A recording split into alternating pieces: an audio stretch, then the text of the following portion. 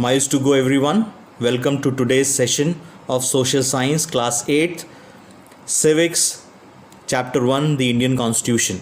A very important chapter for all of us, just not as a student of Class 8, but also as a citizen of India. We must know about the Constitution of India, what this document stands for. So let's start the session. Indian Constitution is a very unique document for a very simple reason, because India is a very different country. Because India is being so diverse in its nature, it was very difficult to create a document on which everybody can agree upon. On 6 December 1946, a Constituent Assembly was formed. The objective of this Constituent Assembly was to give or to draft a constitution for this diverse nation. The president of this Constituent Assembly was Dr. Rajendra Prasad, and the chairperson of the drafting committee of the constitution was Dr.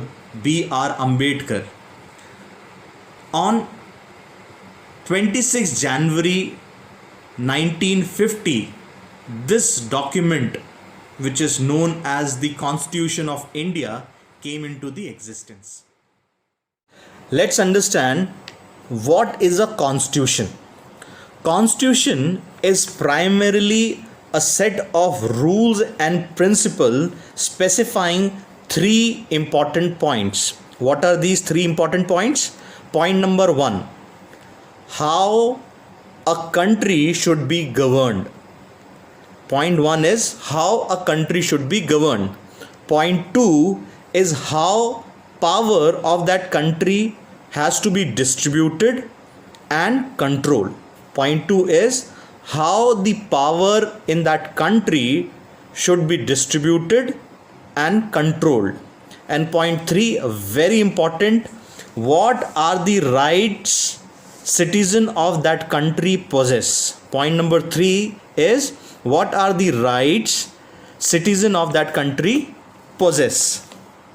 Now let's understand why a nation needs a constitution. So we need a constitution because we need a government to protect our natural rights of life, liberty and property.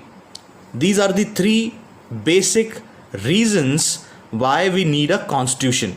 We need a constitution because we need a government to protect our natural rights to life, liberty and property.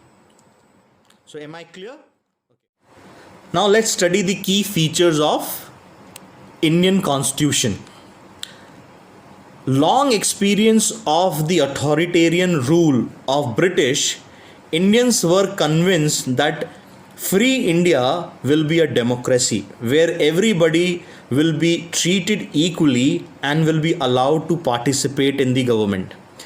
Based on this key idea, the foundation of the Indian Constitution was laid. Now let's understand what are the key features of Indian Constitution. Now, the key feature of Indian constitutions are, number 1, federalism. Now, what do we understand by federalism?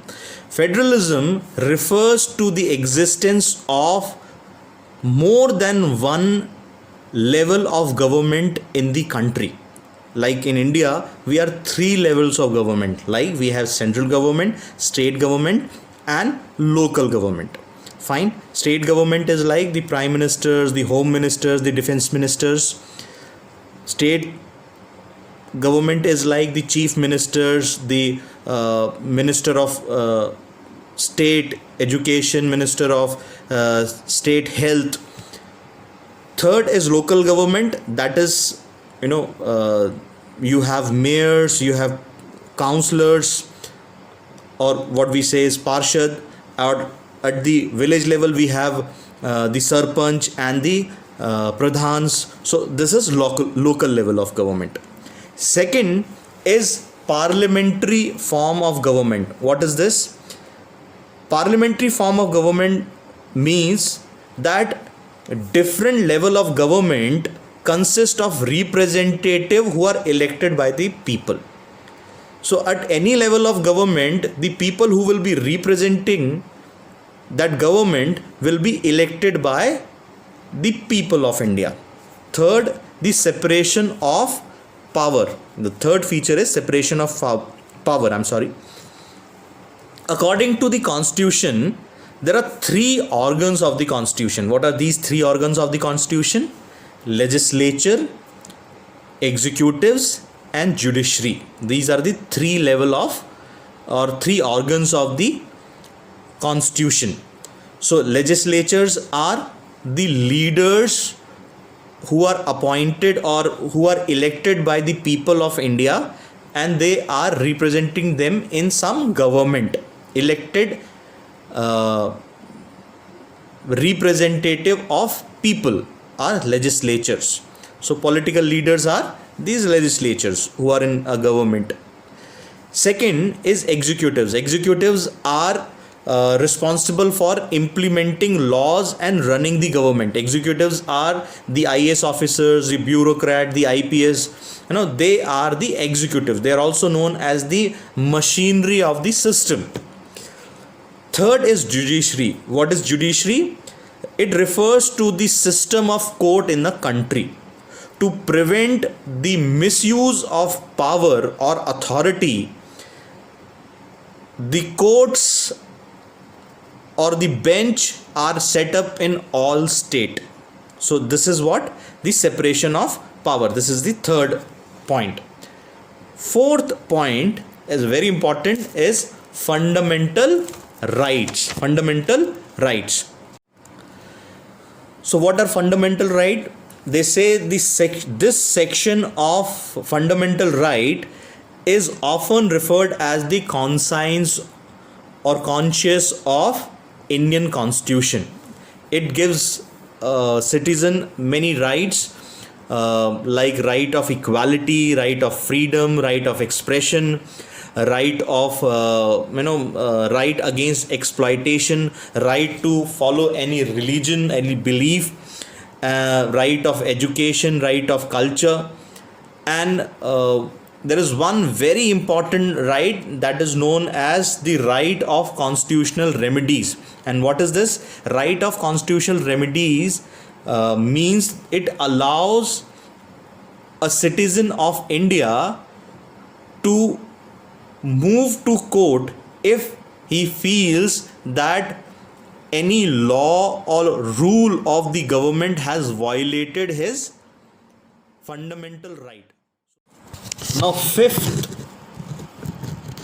key feature of Indian Constitution is secularism, a very important feature.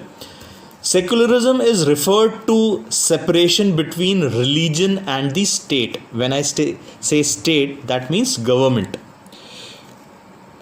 Two main reasons why the separation between religion and state is important. First, to prevent the domination of one religion over another. Second, to oppose the various types of domination that can happen within the religion. So these are the two main reasons why separation of religion and state was there, and the secularism, the key feature, was there in Indian Constitution. So with this, I will sum up my session. Hope you like this session. If you have any doubts, please send that in the comment section. And with this session, I will also upload the Google Doc of the questions which you have to write and send back to me, and will give the analysis of that Google Doc, or the test basically it is. So thank you.